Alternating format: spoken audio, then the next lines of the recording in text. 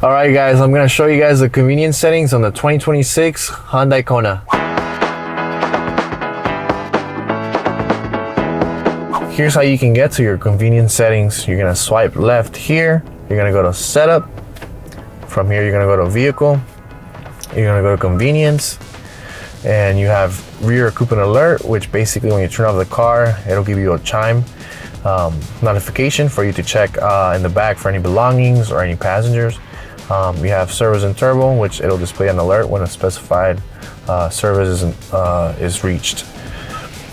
And you can see here, you can enable it. You can do your own distance, miles, and durations. You have oil change reminder here, which it'll let you know when you need to do your oil change.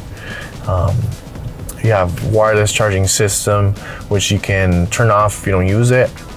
And then you have outer rear wiper, which when you do the front one, it'll do the back one. You can turn it off if you like. Thank you guys for watching. If you guys have any questions, drop it below in the comments.